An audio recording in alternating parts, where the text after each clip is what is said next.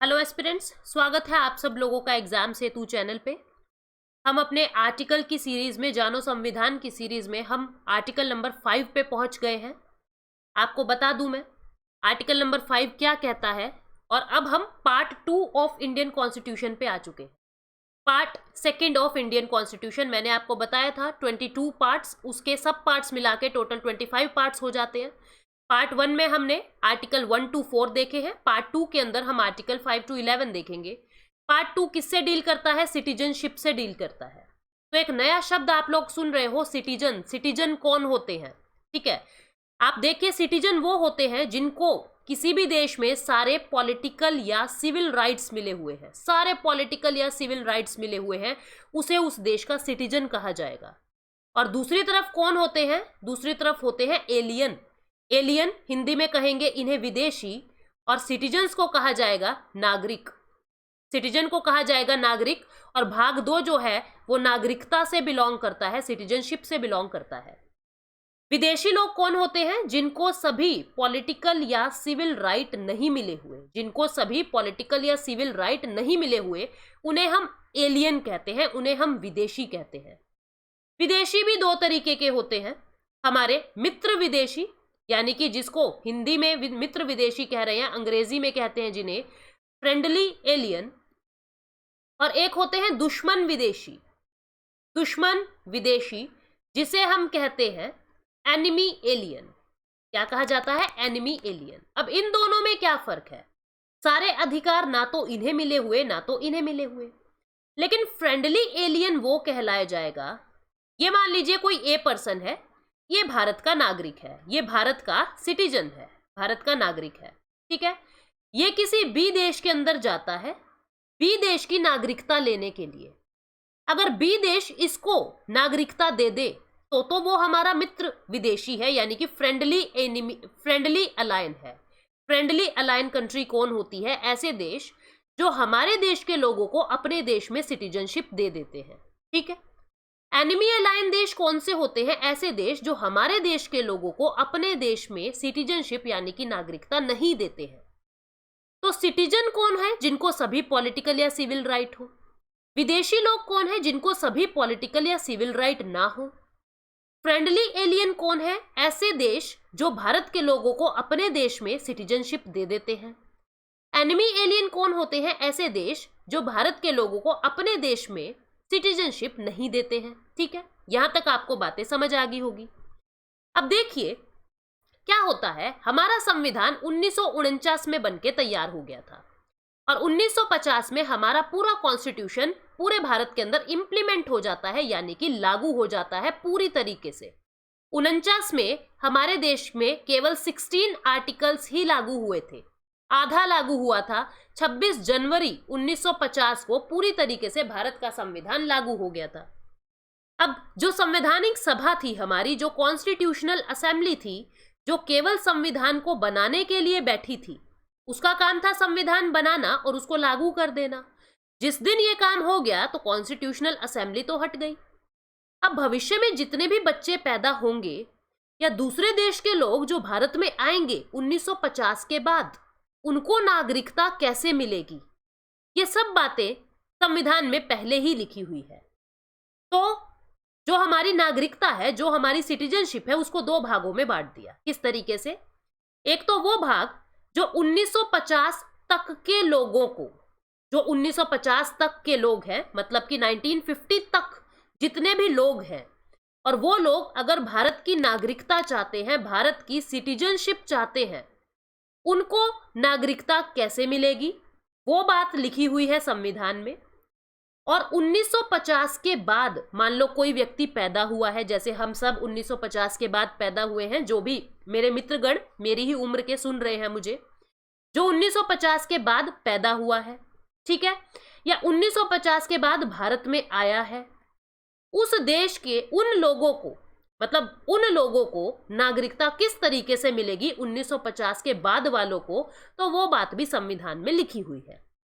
ठीक है।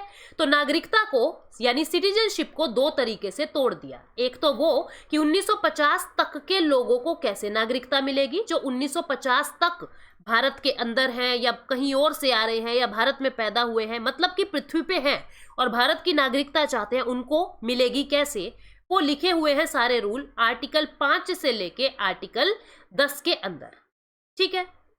और 1950 के बाद के लोगों को नागरिकता कैसे मिलेगी वो बताया हुआ है आर्टिकल 11 के अंदर, और ये लिखा हुआ है कि संसद अपने अकॉर्डिंग कानून बना के यानी कि लॉ बना के इस तरीके के लोगों को नागरिकता देगी।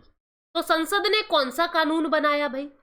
सिटीजनशिप अमेंडमेंट एक्ट, या मैं कहूं सिटीजनशिप एक्ट 1955, 1955 का नागरिकता अधिनियम बनाया गया, और उसके अकॉर्डिंग 1950 के बाद वाले लोगों को नागरिकता संसद दे रही है। हम उस बात में नहीं जा रहे, मैं आपको आर्टिकल 5 का बैकग्राउंड बताने की कोशिश कर रही हूं। आर्टिकल 5 से लेके आर्टिकल 10 में हम ये बातें करेंगे कि 1950 तक के लोगों को भारत में नागरिकता कैसे मिलेगी। ठीक है। ये सिटीजनशिप अमेंडमेंट एक्ट 1955 उन लोगों को नागरिकता देने की बात करता है जो 1950 के बाद या तो कहीं और से भारत में आए हैं या भारत में पैदा हुए हैं या किसी भी तरीके से भारत की नागरिकता लेना चाहते हैं 1950 के बाद। ठीक है। वो सारा काम संसद के हाथ में सौंप दिया कि आप कानून बनाओ। जैसे आपने देखा होगा एनआरसी का विवाद चल रहा है, एनआरसी का इशू चल रहा है, और ये एनआरसी का कानून किसने बनाया? संसद ने बनाया। सिटीजनशिप से रिलेटेड है, संसद ही सारा काम देखेगी। ठीक है। इस अमेंडमेंट एक्ट में बहुत बार बदलाव हो चुके हैं 1955 में, अभी रिसेंटली 2019 में भी इसका बदलाव हुआ था। हम फोकस करते हैं अपने आर्टिकल 5 पे। आर्टिकल 5 क्या कहता है?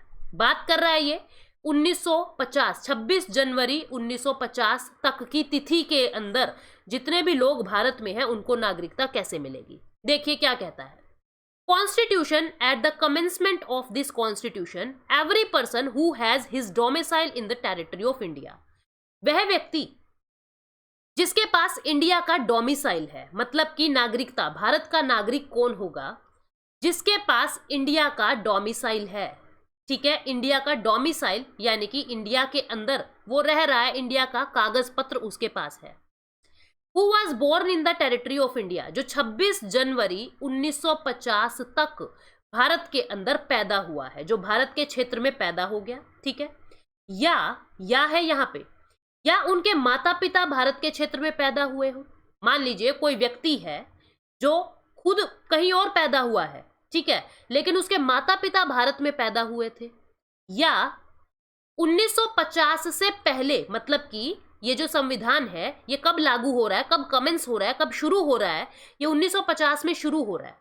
इस 1950 से 5 साल पहले यानी कि 1945 से लेके 1950 तक वो भारत में परमानेंटली रह रहा है, भारत में परमानेंटली रह रहा है, तो उसको भारत का नागरिक मान लिया जाएगा। ये बात आर्टिकल 5 कहता है। क्या कहता है?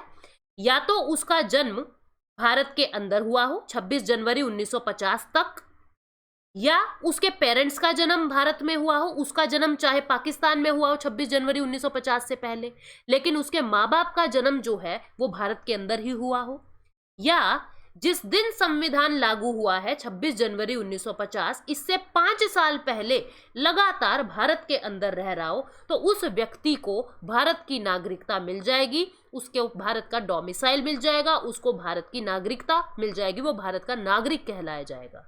ये बात आर्टिकल 5 कहता है। आर्टिकल 6 इसी तरीके से कुछ और किस्म के लोगों को नागरिकता देता है। ऐसे ही आर्टिकल 7 कुछ और किस्म के लोगों को नागरिकता देता है। लेकिन ये जितने भी आर्टिकल 5 से 10 हैं, ये किसको नागरिकता देते हैं? ये नागरिकता देते हैं ऐसे लोगों को जो 26 जनवरी 1950 से पहले या तो पैदा हो चुके हैं भारत में या कहीं पे भी और भारत की नागरिकता चाहते हैं, या कहीं और से आए हैं और भारत की नागरिकता, यानी इस डेट को जो व्यक्ति एग्जिस्ट थे, अस्तित्व में थे, पृथ्वी पे थे, उन लोगों को अगर भारत की नागरिकता चाहिए तो कैसे मिलेगी, वो बातें बताई गई है। आर्टिकल 5 कैसे नागरिकता देता है ये हमने देखा। जो व्यक्ति भारत के क्षेत्र में पैदा हुआ हो, या जिसके पेरेंट्स भारत में पैदा हुए हो, या लगातार 5 सालों 1950 से पहले लगातार 5 साल भारत में रहा हो, वो भारत का नागरिक माना जाएगा। उम्मीद करती हूँ आपको ये डिटेल समझ आई है। Thank you so much, take care, bye bye.